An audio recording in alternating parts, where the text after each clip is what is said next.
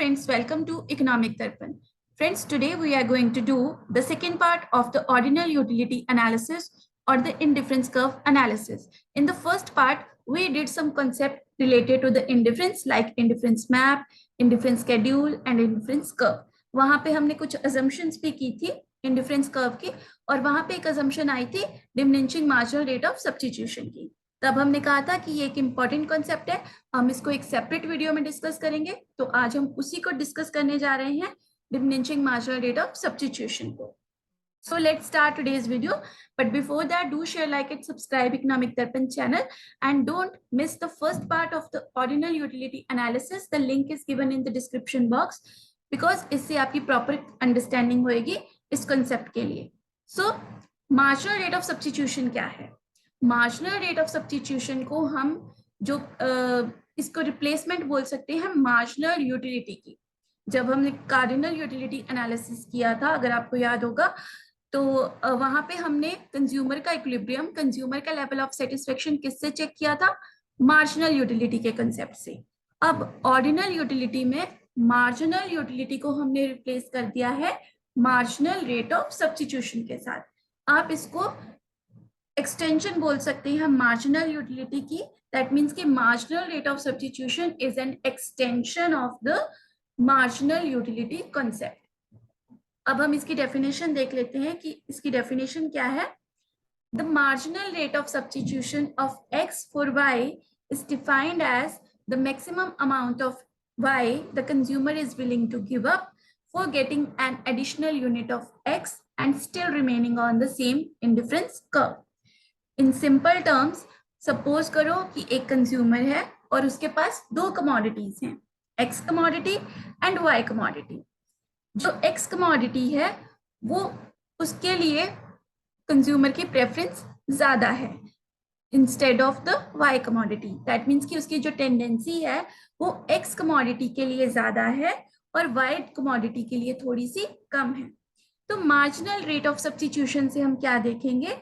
Marginal rate of substitution से हम ये देखेंगे कि जो कंज्यूमर है वो अपनी प्रेफर्ड गुड, दैट मीन्स कि एक्स कमोडिटी का एक एडिशनल यूनिट लेने के लिए वाई कमोडिटी के कितने यूनिट्स को गिव अप करने के लिए, छोड़ने के लिए रेडी होगा, सो दैट कि उसके लेवल ऑफ सेटिस्फेक्शन में कोई चेंज ना आए. और अगर उसके लेवल ऑफ सेटिस्फेक्शन में कोई चेंज नहीं आएगा, दैट मीन्स कि वो अपने सेम इंडिफरेंस कर्व पे ही रहेगा, उसके इंडिफरेंस कर्व पे कोई मूवमेंट नहीं रहेगी. Okay. Marginal rate of substitution क्या शो करता है कि एक कंज्यूमर अपनी पसंदीदा या फिर प्रेफर्ड गुड्स को जिसके तरफ लाइकिंग उसकी ज्यादा है, उस कमोडिटी के एक एक्स्ट्रा यूनिट को लेने के लिए वो वाई कमोडिटी के, दैट मीन्स कि वो दूसरी कमोडिटी के कितने यूनिट्स छोड़ने के लिए रेडी है, सो दैट कि उसके लेवल ऑफ सेटिस्फेक्शन में कोई चेंज ना आए. उसको हम क्या कहते हैं? Marginal rate of substitution. So marginal rate of substitution क्या हो गया? Change in good Y, that means कि वाई गुड में जो चेंज आया है उसको हम डिवाइड कर देंगे चेंज इन गुड एक्स के साथ. अब हम देख लेते हैं law of diminishing marginal rate of substitution को. Diminishing marginal rate of substitution को प्रोफेसर लर्नर ने एक लॉ में डेवलप कर दिया था. According to this law, as a consumer gets more and more units of X, he will be willing to give up less and less units of y, so that the level of satisfaction of the consumer remains the same.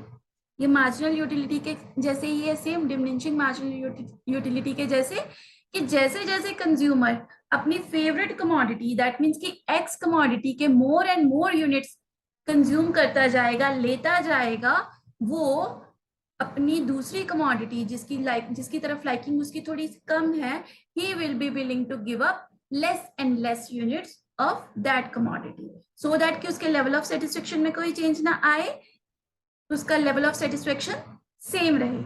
Okay, I hope the meaning is clear to you. So marginal rate of substitution क्या हो गया? Marginal rate of substitution of x for y will go on diminishing. ये धीरे धीरे क्या होएगा?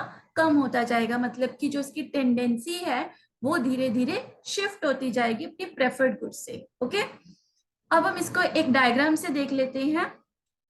X x axis पे हमने लिया है राइस को और वाई एक्सिस पे हमने लिया है व्हीट को। ये डायग्राम से हमें क्या पता चलता है कि जो कंज्यूमर है वो पहले ए पॉइंट पे है। ओके, जब वो ए पॉइंट से बी पॉइंट की तरफ मूव करता है, दैट मीन्स कि he gives up 3 units of wheat to obtain 1 additional unit of rice.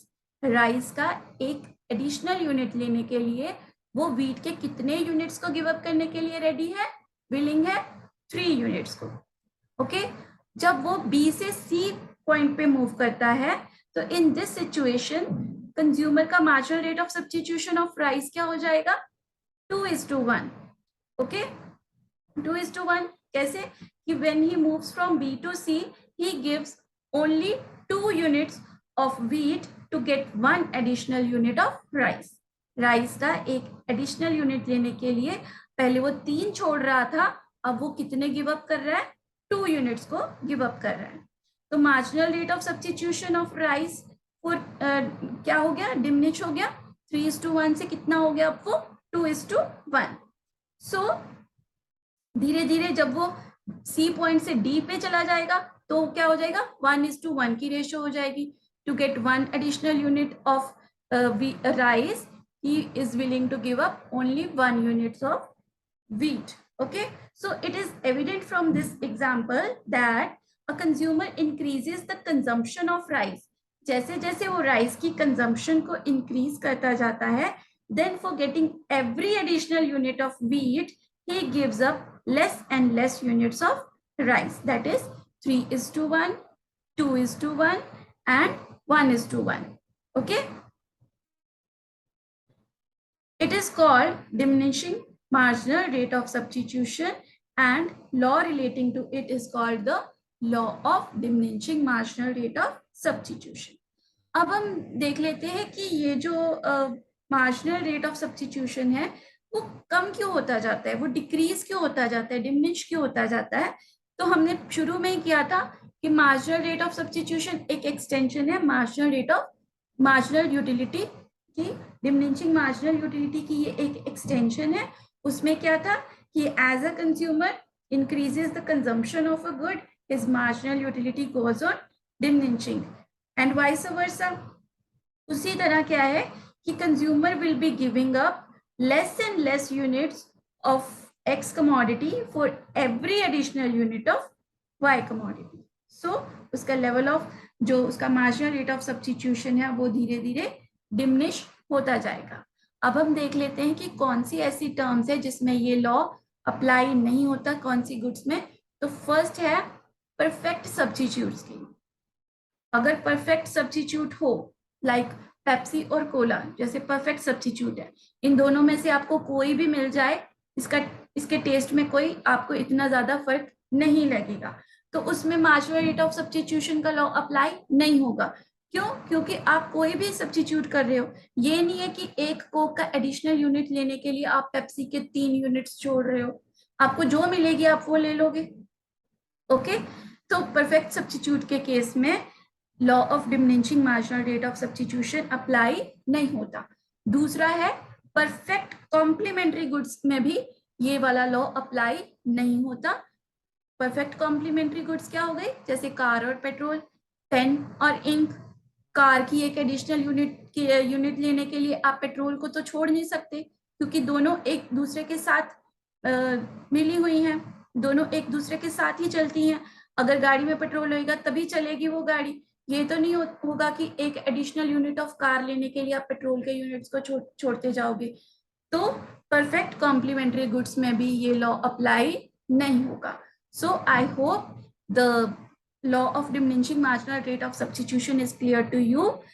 First video का जो लिंक है वो डिस्क्रिप्शन बॉक्स में दिया गया है, डू चेक दैट वीडियो, क्योंकि वहीं से आपकी प्रॉपर अंडरस्टैंडिंग बनेगी।